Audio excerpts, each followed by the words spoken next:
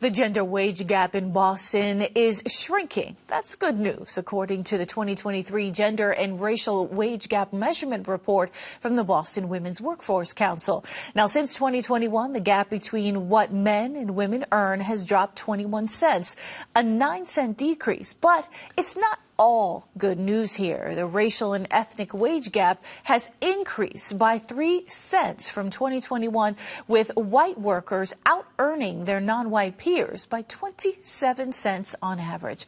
So to discuss these findings, I am joined by Kim Borman, Executive Director of the Boston Women's Workforce Council. Kim, thank you so much for being with us. Thank you for having me. So, was the findings of this report surprising at all when you saw it was sort of a good news, bad news situation from the data? It was surprising. Yeah. I did the math several times to make sure it was right. I couldn't believe that the drop was almost 30% in terms of the gender wage gap. In terms of the racial wage gap, we had actually seen in 2021 a drop by a penny. So it was really disappointing to see that it had gone up 3 cents. Any idea what contributes to these numbers? Yes, very much. In terms of the gender wage gap and the decrease, what we think has contributed to it is that we can see by job category that women increased their participation in higher salary jobs. You could see a 3% increase for the C-suite and a 2% increase for the senior VP. Likewise, though, when we're looking at people of color, we did not see that same increase.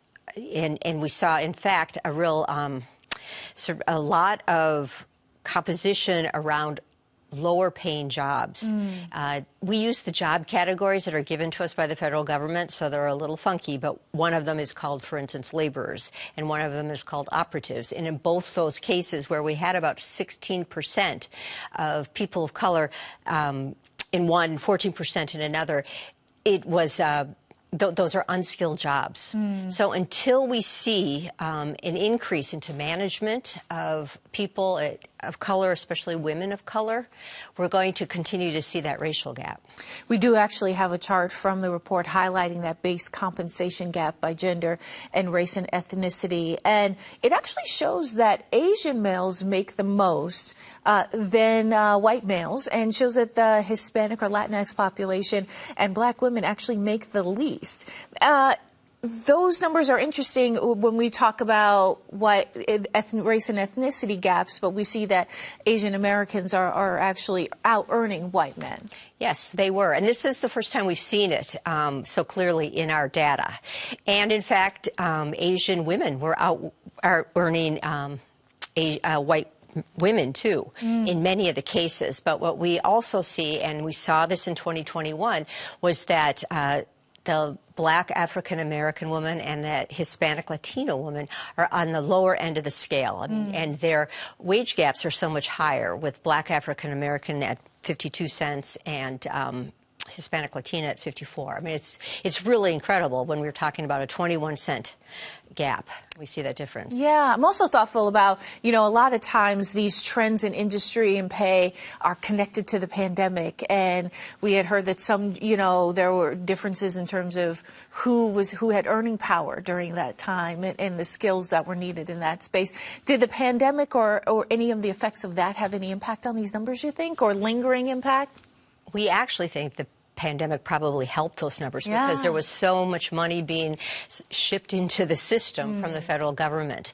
So there was money there for employers to pay and increase the wages for women in the workforce. What we're concerned about is when that money's gone, and will employers be able to replace that money with their own revenue? We'll have to see. Are there any recommendations, given the data from this report, on how to sort of continue to work to even the playing field here? Well, one of the things that McKinsey has a report out that they do with leanin.org, and one of the things they talk about is this broken rung syndrome. And instead of the broken glass, it's the broken rung. And it's not getting women, and particularly women of color, into management roles.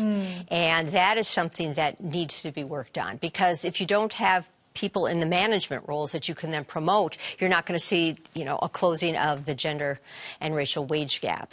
So it would be one area that we would definitely say, employers, you got to look at this. But one of the places to start is employers, look at your numbers, do the math, because until you have a metric, and so what we'd like to do is say you do your own math and compare it to this community snapshot that we've just provided for Greater Boston and see where you're at. Because until you do the math, you really don't have a sense of where your gaps are.